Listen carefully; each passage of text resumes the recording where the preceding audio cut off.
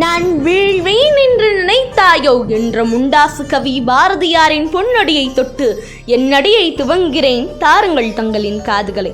இன்றைய தலைப்பு: அன்னையர்களை கொண்டாடுங்கள். 1000 வார்த்தைகள் உலகில் உண்டு.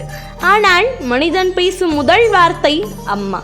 உயிரில் கலந்த உறவே, கருவில் சுமந்த அன்னையே, என் உயிரை காத்திட பார்த்து பார்த்து நடந்தாயே, புரண்டு படுக்க கூட யோசித்தாயே, வாந்தியும் மயக்கமும் வந்த போதும் மாதம் 10 ஆனதடா, இடுப்பு விளிம்பு உடைவது போல் உனக்கு பிரசவ வலி எடுக்க உலகில் நான் வந்து விழும் நேரமும் நெருங்கியது.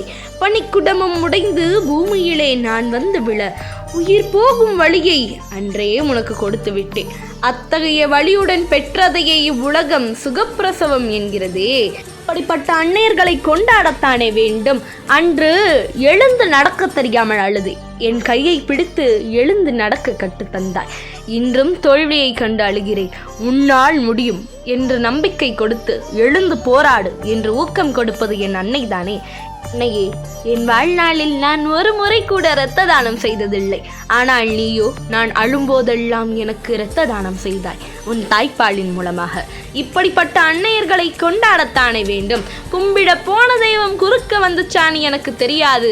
ஆனா பல முறை கூடவே வந்தது தெய்வம் என்று தெரியும். அது வேறு யாரும் இல்லை, என் அன்னைத்தான். இப்படிப்பட்ட அன்னையர்களை கொண்டாடத்தானே வேண்டும். கடல் கடந்த தொலைவில் நான் இருப்பினும் தொலைபேசியில் நான் அம்மா என்று அழைத்ததும் என் கனத்த இதயத்தையும் வாடிப்போட உடல்நிலையும் அம்மா என்ற ஒற்றை வார்த்தையில் எந்த ஒரு பரிசோதனையும் இல்லாமல் அறிந்திடுவது என் அன்னை மட்டும்தானே. இப்படிப்பட்ட அன்னையர்களை கொண்டாடத்தானே வேண்டும். நிலாச்சோறு ஊட்டியவர்களுக்கு தீண்டத்தகாத சோறு வைக்கிறோம். தூக்கி தூக்கி சோறு ஊட்டியவர்களுக்கு திட்டி திட்டி சோறு வைக்கிறோம். நாம் ஈரமாகாமல் உறங்குவதற்கு இரவில் நாம் கண் விழித்து பார்த்தவளுக்கு அவளின் முதுமை காலத்தில் ஈரமாக்கி விட்டால் மனதில் ஈரமே இல்லாமல் திட்டித்திருக்கிறோம். நமக்காகவே வாழ்ந்த நம் அன்னையை அவளது கடைசி காலகட்டத்தில் அவளின் விருப்பத்தோடும் மகிழ்ச்சியோடும் செல்ல வழி செய்து அன்னையர்களை கொண்டாடுவோம்.